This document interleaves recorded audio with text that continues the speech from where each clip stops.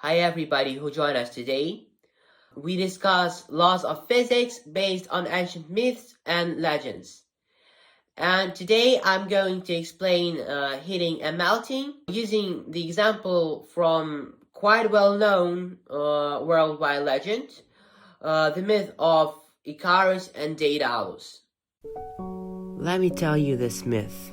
Icarus's father Daedalus, a very talented Athenian craftsman, built a labyrinth for King Minos of Crete near the palace at Knossos to imprison the Minotaur, a half-man, half-bull monster born of his wife and Cretan bull.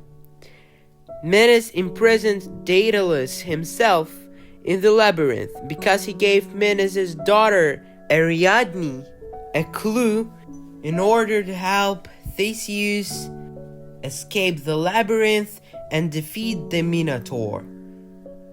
Daedalus fashioned two parts of wings out of beeswax and feathers for himself and his son.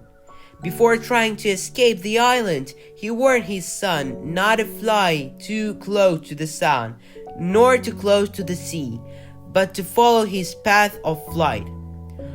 Overcome by giddiness while flying, Icarus disobeyed his father and soared into the sky.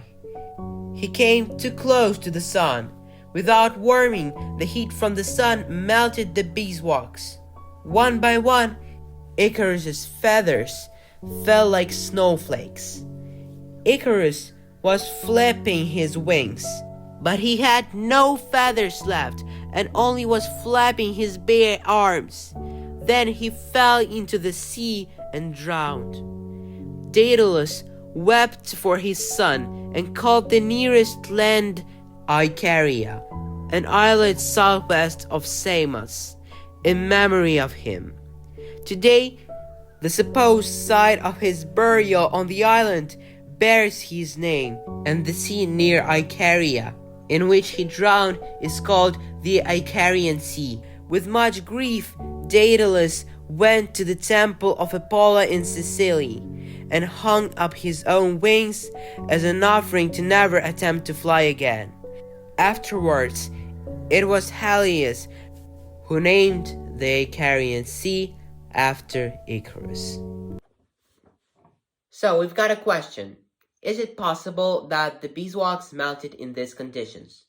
Well, technically it can be possible because of the energy carried by the sun to the earth, which is equal to amount of heat and which is equal to the sun's capacity multiplied by the time of heating. So sun heats the beeswax and its temperature rises and it starts melting. The melting temperature of beeswax is about 65 Celsius.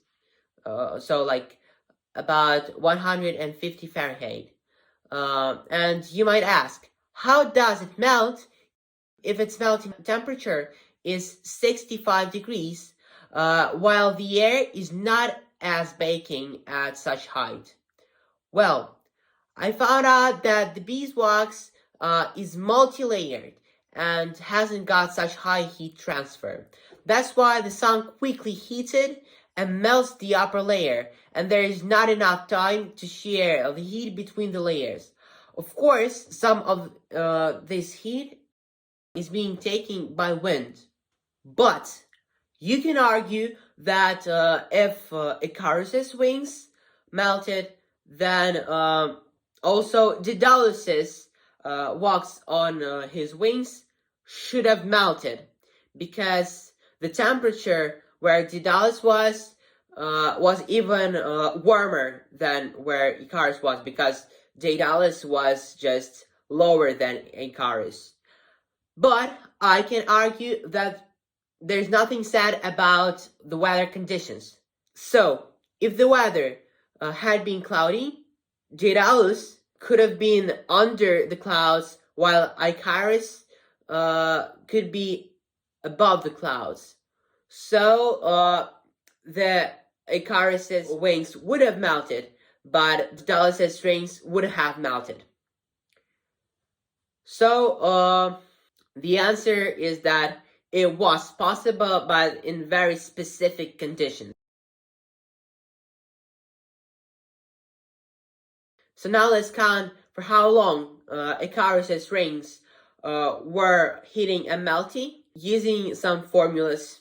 So to do so, we'll have to count the amount of heat powered by sun. Let's call it Q. Then Q is equal to C capital times delta T plus lambda M.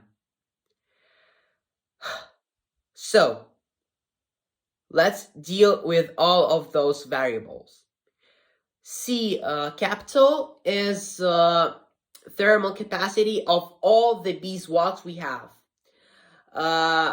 Delta T is simply the change of temperature. Lambda is specific heat of melting beeswax. And M is simply the mass of our beeswax. Also, Q can be represented as P times tau, where P is the heater capacity. So in our case, the heater is sun, and tau is just simply time of heating. C capital can be represented as C times M, where C is specific heat of our matter, so specific heat of earwax. Oh, I'm sorry, specific heat of beeswax, and P can be here represented as I times S, where I is just the energy provided by sun to the specific area, and S is that area that the energy is provided to.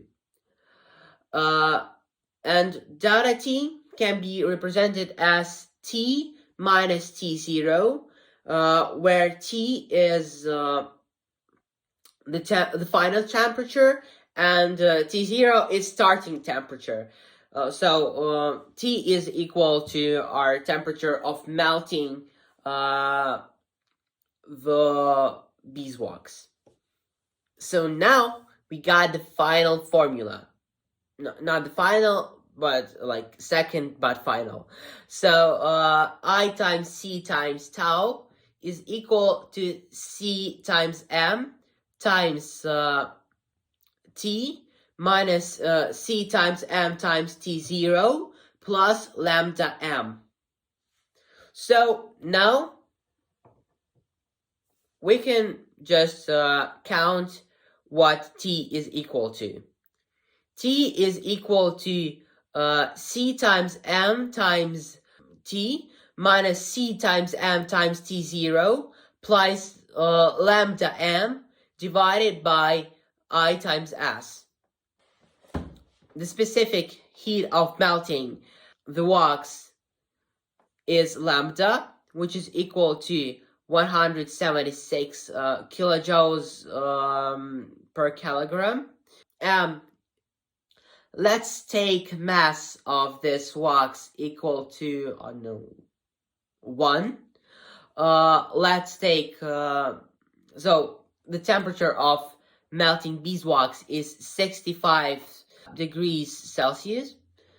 T0, so the starting temperature, is 25 degrees.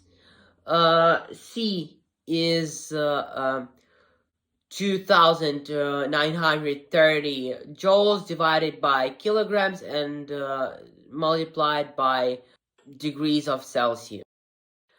So I, energy provided by sun to a specific area, is equal to 1,000 watts divided by meter square. And our S, the area of heating, let's take 2 meters. So Then we should count it on the calculator. I'll now count it. Yeah, so it's equal to 146.6 seconds. So yeah, we solved this problem. So as you can see, if Icarus was flying higher than the clouds were, his wings hit it in just 2 minutes and 27 seconds. Thank you for being with us. So, see you next time. Bye.